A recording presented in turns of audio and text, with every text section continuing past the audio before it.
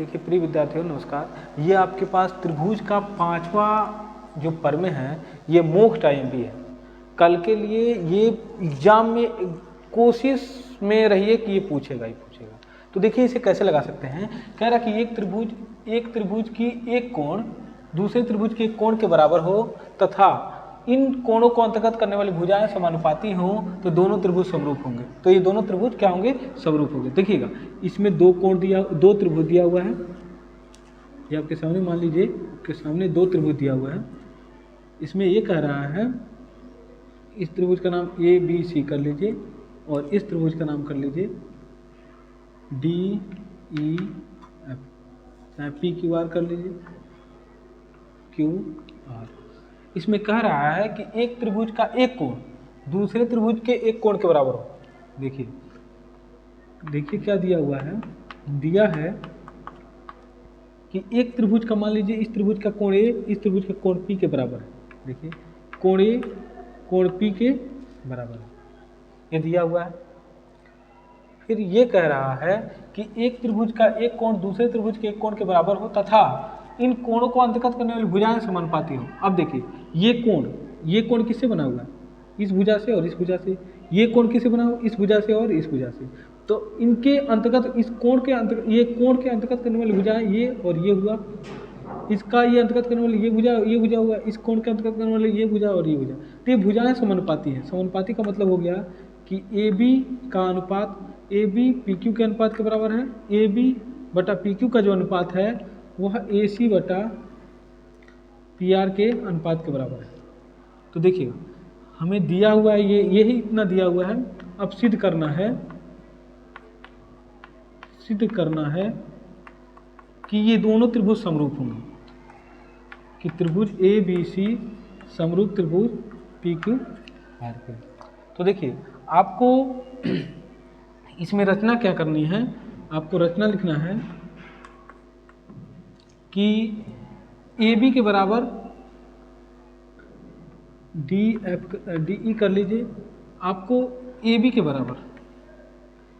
बराबर एक D P रेखा खींचना है। ए बी के बराबर डी पी रेखा खींचना है। डी पी ले लीजिए और ए सी तथा ए सी के बराबर डी पी डी ई रेखा खींचिए और डी तथा ई को मिला लीजिए।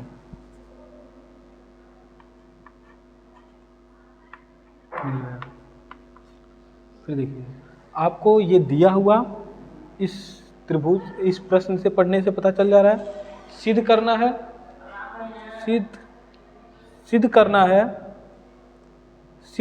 है ये भी प्रश्न पता चल जाएगा। और रचना आपको याद रहनी चाहिए। तो देखिए हम क्या करते हैं, कैसे इसको सिद्ध करते हैं। पहले दिया हुआ सिद्ध करना हुआ, रचना आप ध्यान से देख लीजिए। अब इसकी उत्पत्ति कैसे करते हैं, देखिए उत्पत्ति कैसे करते हैं।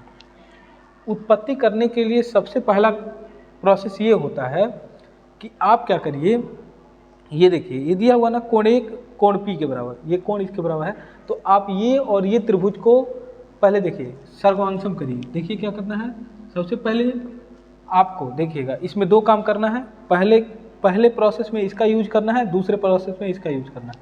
तो लिखेंगे त्रिभुज ए बी सी तथा त्रिभुज पी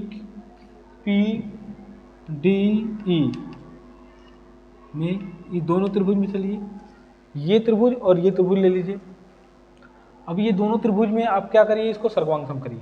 सर्वांशम क्या, तो देखिए ये दोनों त्रिभुज हमने लिया हुआ है। तो इस त्रिभुज का ये कोण ए इस त्रिभुज के कोण पी के बराबर है, ये दिया हुआ है।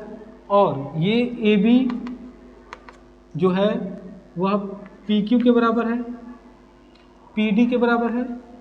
और ए सी जो है वह पी ई के बराबर है। देखिए किसी त्रिभुज को सर्वांशम करने के लिए तीन चीज़ बराबर होनी चाहिए। तो ये त्रिभुज और ये त्रिभुज की देखिए तीन चीज़ें हमें बराबर मिल गई। तो ये दोनों त्रिभुज सर्वांशम हुआ, त्रिभुज ए बी सी सर्वांशम हो गया पी डी ई के अगर सर्गवांशम हो गया तो सर्गवांशम को हम समरूप कह सकते हैं, मतलब सर्गवांशम को समरूप कह सकते हैं। तो ए बी सी समरूप त्रिभुज पी डी ई, और इसको समीकरण नंबर 1 कर लीजिए। फिर क्या करना है आपको, देखिए पहले इसको और इसको आप क्या करिए, सर्गवांशम करिए, सर्गवांशम से समरूप कह लीजिए। फिर देखिएगा अब क्या करिए, इस त्रिभुज को इस त्रिभुज के साथ समरूप करिए। तो त्रिभुज पी डी ई तथा त्रिभुज पी क्यू आर में देखिए क्या दिया हुआ है। तो देखिएगा, चाहे इसको हटा दीजिए और मैं जो बता रहा हूँ उसको देखिए, उसको लिखिए ए बी बटा पी क्यू बराबर ए सी बटा पी आर। अब देखिए ये जो देखिएगा, इसका पहला जो दिया था इसका पहले स्टेप में यूज करिए। अब दूसरा स्टेप का देखिए कैसे यूज करते हैं। ए बी किसके बराबर है, तो देखिए ए बी के बराबर हमने रचना में लिया है पी डी, इसको रहने दीजिए। और ए सी किसके बराबर है, तो ए सी बराबर है पी ई के। देखिए अब ये इसका मतलब क्या हुआ, देखिएगा पी डी बटा इतना और इतना बटा इतना, इसका मतलब ये होता है कि इतना बटा इतना और इतना बटा इतना का मतलब ये होगा कि ये भुजा इसके समांतर हो जाएगी। तो आप कह सकते हैं कि